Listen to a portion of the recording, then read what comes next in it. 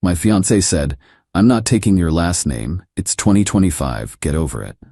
I said, "You're right. It is 2025. Then I split everything 50-50, including the wedding bill. Her face when she saw her half of the $40,000 invoice was priceless. I, 31 male, am sitting in what used to be our apartment, boxes everywhere, trying to process the nuclear explosion that was my engagement. Been with Chloe, 29, for 4 years, engaged for 1. She's in pharmaceutical sales, makes decent money, around 75K. I'm a software engineer pulling in 120K. Not rich, but comfortable. Throughout our relationship, I've paid for most things. Rent, I covered 70%, dinners, vacations. Never kept score because I loved her and made more. That's what you do, right? Wedding planning started 8 months ago. Her dream wedding, country club venue, 200 guests, the works. Current tab, 40K and climbing. My parents contributed 5Ks, hers gave nothing, claimed they couldn't afford it, despite multiple cruises this year. I've been covering deposits, payments, everything. Again, didn't mind because we're about to be family. 3 weeks ago, we're doing the invitations.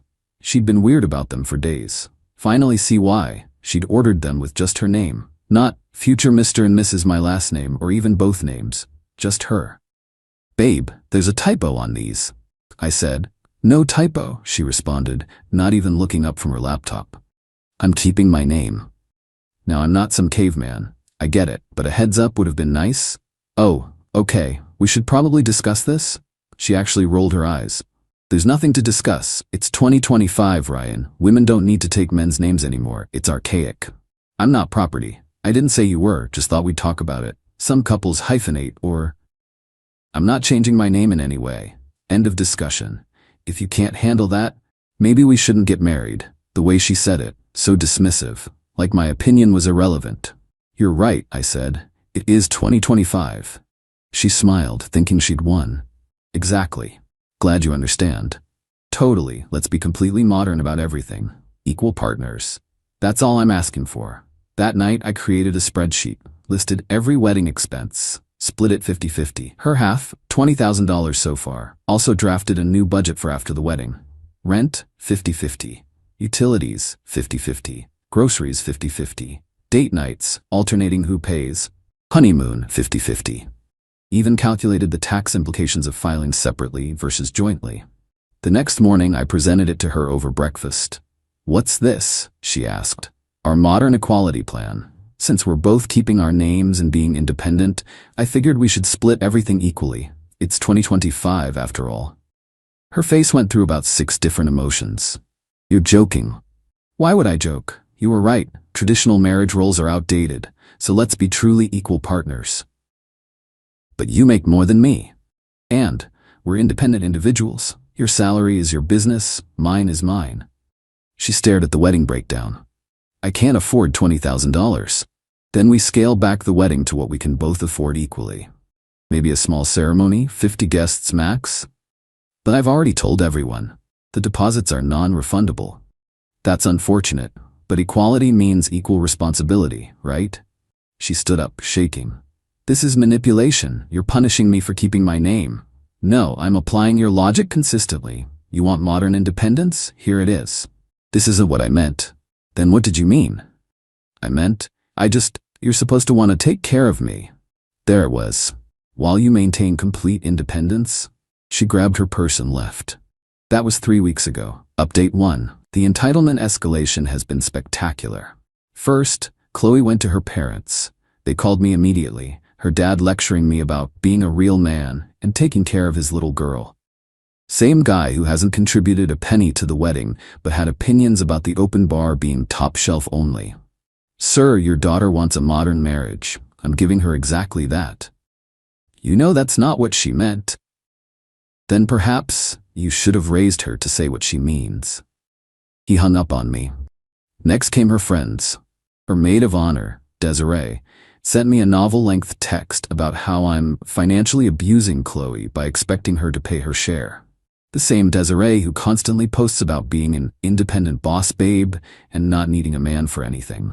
Then Chloe tried a different approach. Showed up at my office for lunch. First time in 2 years. Wearing the dress I bought her for my company's gala. The one that cost me $800. Can we talk? She said sweetly. We went to a nearby restaurant. She ordered a salad, kept touching my hand, laughing at everything I said. Then came the pitch. I've been thinking, maybe I was too harsh about the name thing. How about this? I'll hyphenate for professional purposes only. Like, legally keep my name, but socially go by yours sometimes. And the financial split? Her face tightened. Ryan, be reasonable. You've always taken care of things. It's one of the things I love about you. Was that before or after you decided I was trying to own you by offering to share my name? I never said that. You literally called it archaic and compared it to being property. I was just making a point. And now I'm making mine. Equal partners or traditional partners, pick one. She threw her napkin down. You're being financially manipulative. I'm offering you exactly what you asked for, independence. You know I can't afford that wedding on my own. Then let's have a smaller wedding. I'm not embarrassing myself in front of everyone. The entire restaurant was staring. She stormed out, stuck me with the bill. Ironic. That afternoon I got a call from the wedding venue. Chloe had called them trying to get the deposit back, claiming I was refusing to pay. They needed both signatures for any changes since both our names were on the contract. I called Chloe. You tried to cancel without telling me? I wasn't canceling. I was just exploring options. Well, explore this option. You have 1 week to decide. Either we're equal partners in everything, or we're done. And if we're done, you're responsible for your half of the deposits we can't recover. You can't make me pay for a canceled wedding. Watch me. I have every receipt, every email where you approved expenses.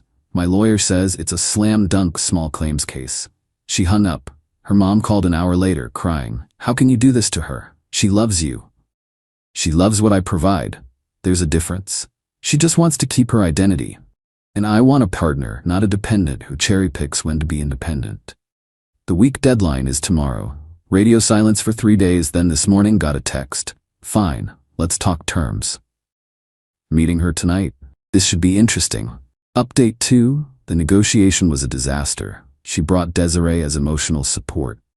I brought printed spreadsheets and a recording app, legal in my state. Chloe's opening offer. She'd hyphenate socially, not legally. I'd pay 65% of everything. She'd contribute more to household chores. So I pay more and you maybe do dishes? I'm offering to compromise. No, you're offering to pretend to compromise. Desiree jumped in. You're being patriarchal. Expecting her to change her name or pay equally is controlling. How is offering her a choice controlling? Because neither choice is what she wants. Welcome to adulthood. They left after calling me various names, but here's where it gets interesting. 2 days later, I get a call from my mom. Chloe had lunch with her, crying about how I'm destroying her dreams and changed overnight. Mom, bless her, wasn't buying it.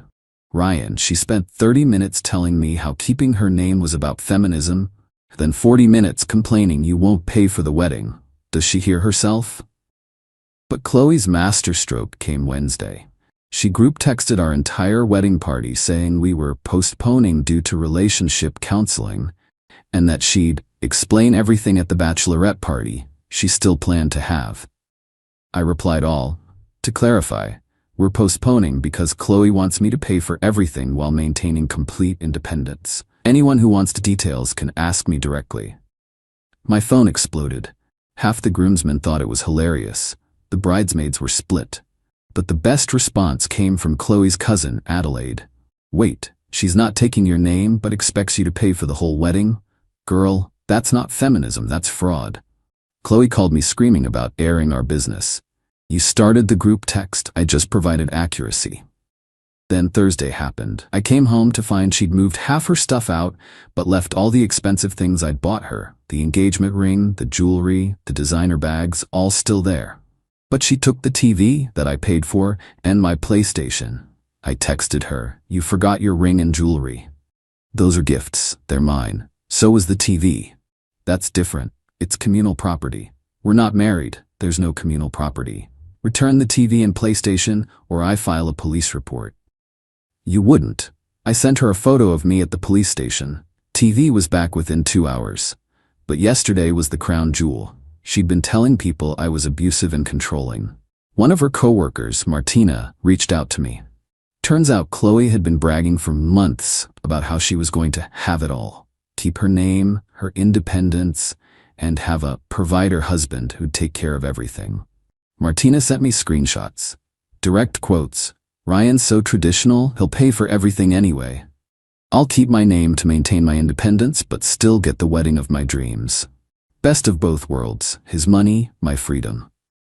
I forwarded everything to our mutual friends. The narrative shifted instantly. Chloe's now claiming I entrapped her and violated her privacy. She wants to meet tomorrow to settle this like adults. Just got off the phone with the venue. If we cancel now, we lose $8,000 in deposits. Told them to send the final invoice to both of us. Her half, $4,000, due in 30 days. Update 3. The adult discussion was anything but. Chloe showed up with her parents and a therapist friend who wanted to mediate. I showed up with my laptop and a simple contract. The therapist, Dr. Harmon, started with psychobabble about financial compatibility and emotional labor. I cut her off. Simple question. Is Chloe taking my name? That's not the issue. It's the issue.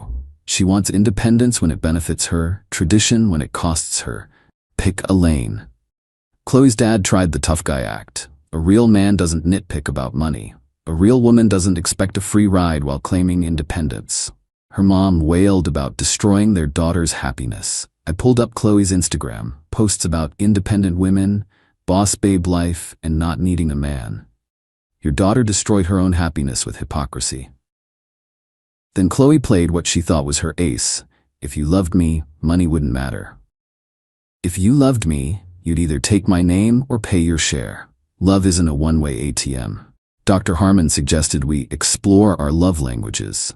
I suggested we explore the invoice from the venue. $4,000, due in 2 weeks. Chloe lost it. I don't have $4,000. Then you should have thought about that before demanding independence. This is extortion. This is equality. You literally demanded it. Her dad offered to pay her half if I'd stop this nonsense and marry his daughter properly. So she needs daddy to pay for her independence? How feminist. They left after Chloe threw my laptop against the wall. Joke's on her, I have renter's insurance and video of her doing it. Already filed the claim. Next came the flying monkeys. Her book club, her yoga friends, even her hairdresser called me. Same script. You're being petty. True love doesn't count pennies. Man up. My response was consistent. She wanted equality. She got it. But the real entertainment came from an unexpected source. Remember Adelaide, her cousin? She reached out with tea. Turns out Chloe's been like this forever. In college, dated a guy named Jerome, told him she was too independent to be exclusive, then lost her mind when he dated other people. With her ex before me, Terrence, she wanted to live together but refused to be on the lease because she needed freedom. Then got furious when he asked her to leave after they broke up. Girl wants all the benefits with none of the responsibilities, Adelaide said. The family enables it because she's the baby. Then Adelaide dropped a bomb. Chloe had a wedding Pinterest board titled Dream Wedding Ryan Pays that she'd shared with her friends. Screenshots included. I posted them on my Instagram story. Petty? Maybe. Satisfying? Absolutely. Chloe called me crying. You're humiliating me.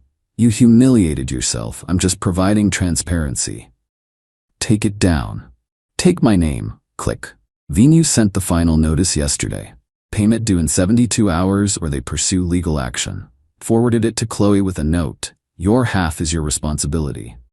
She responded with a Venmo request for $20,000 with the caption for emotional damage. I reported it as fraud. The wedding date is in 3 weeks. Neither of us has budged. This is really happening. Final update. The wedding date came and went. I spent it in Vegas with the groomsmen. Chloe spent it being served with small claims court papers. But let me back up. 2 days before the payment deadline, Chloe made her final play. Showed up at my place at midnight, drunk in the wedding dress. The $3,500 dress I'd paid for. This is what you're throwing away, she sobbed. I'm not throwing away anything. You are. Just pay for the wedding. I'll sign a prenup. I'll do whatever. Will you take my name? Why is that so important to you? Why is keeping yours so important to you? She couldn't answer. Just kept crying about her identity and independence. Chloe, you want a wedding, not a marriage. You want a provider, not a partner. Find someone else. She left the dress on my doorstep, listed it on Facebook Marketplace the next day. Sold for $2,000. The venue charged both our cards when the deadline passed. Mine went through for my half. Hers declined. They sent her to collections. She called me screaming about her credit score. Should have thought about that before championing independence. Then she went scorched earth. Posted on social media that I was financially abusive, tagged my employer, claimed I'd trapped her in debt. Even created a GoFundMe titled, "Help Me Escape Financial Abuse," with our engagement photos. I responded with receipts. Every single one. 3 years of Venmo transactions showing me paying for everything. Screenshots of her texts asking for money. The Pinterest board. The screenshots from Martina. Her Instagram posts about independence. The GoFundMe got flagged and removed. My company's HR called me in. I showed them everything. They concluded she was harassing me and sent her a cease and desist. She tried getting our mutual friends involved. Most were done with the drama. But her bridesmaid Trinity said something interesting. She's been telling everyone you're broke and that's why you won't pay. So I posted my bank statement. Balance, $38,000. Not broke, just not a doormat. Chloe's final attempt was bringing her new boyfriend to my favorite coffee shop. Yeah, new boyfriend. 3 weeks after our wedding date, some finance guy named Broderick who drives a Porsche. She made sure I saw them. He paid for everything, pulled out her chair, the whole performance. She kept glancing at me, waiting for a reaction. I walked over. Broderick, right? Word of advice, get everything in writing. She believes independence means you pay for everything. Good luck, buddy. Chloe turned purple. You're just jealous. Of what? Another guy paying your bills? Nah, I'm relieved.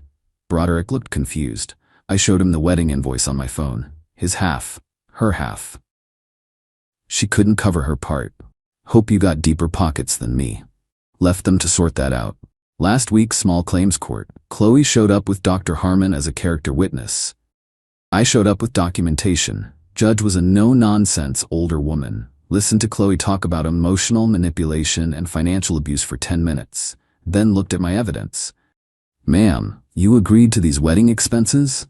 Yes, but you demanded to keep your name? That's my right. Absolutely. And it's his right to expect equal financial contribution. You can't have it both ways. Judgment. Chloe owes me $4,000 for her half of the deposits, plus court fees. She screamed that it was unfair. Judge threatened contempt. It's been a week. Chloe's wages are being garnished. Broderick dumped her when he found out she was in debt from a failed wedding. Her parents called me to negotiate. I blocked them. Adelaide sent me a text yesterday. Chloe's moving back home, still posting about being an independent queen. Family's tired of her act. I'm doing great. Started dating someone new, Heather. She insisted on splitting our first date bill. When I offered to pay, she said, I appreciate it, but I'm not comfortable with anyone paying my way until we're serious. And even then, it should be balanced. Might be rushing things, but I think I'm in love. Oh, and the best part? Chloe's been telling people I'm obsessed with her because I won't forgive and forget. Posted a quote about living rent-free in someone's head. I commented, speaking of rent, your garnishment payment cleared. Thanks. Blocked immediately. Equality's expensive when you actually have to pay for it. Edit. Since everyone's asking, yes, I kept the ring. No, she never asked for it back. Yes, I'm selling it. The garnishment payment's $200 a month for 20 months. Her credit's shot. And Heather? She laughed when I told her this story and said, good for you for standing up for yourself. That's how I knew she was different.